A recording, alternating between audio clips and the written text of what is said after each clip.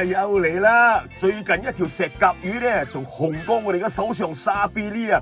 因為咧，有人響能教呢個水上餐廳咧，消費咗一餐咧，總共係1852蚊，哇！仲包括一條1196蚊嘅石甲魚，重量係7.8公斤。嗱，呢條新聞一出咧，好多網友咧就分享同一間餐廳嘅遭遇啊！好在我事先問過價錢先，若果唔係啊，就一樣食貴魚噶啦。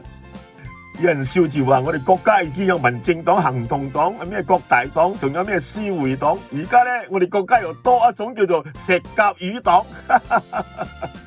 嗱，佢哋為咗啲餐廳嘅收據啊，直情潦草到啊，好似嗰啲中醫師啊，或者係跳童啊開藥單一樣啊，潦草到真係好似鬼畫符咁樣啊，任佢開，唔知寫乜。嗱，有啲話去能教 V 咧，小心唔好入到黑店啊！入去食一餐啊，2500幾啊！喂，唔好搞到你哋搭飛機去能教 V 游水翻屋企喎！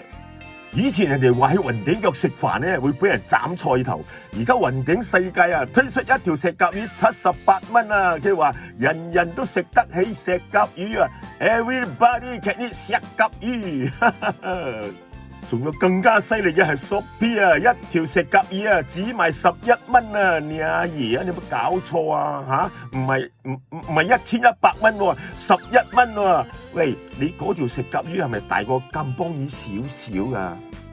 嗱，說話又講翻轉頭啦，嗰條7.48公斤嘅石甲魚咧，業主已經用咗11年，11年咧要用幾多錢咧？因為呢條魚咧係食魚仔嘅，單魚仔都食過100公斤啊！你話條數點計咧？總言之，客家佬講大事叫真係降價。哇！而家旅遊工會啊要替個業者啊，替業者出頭喎！哇！要食客道歉，48小時之內要道歉。呀！嗌晒啦，累到邊胎海啊，仲要道歉，道歉啦！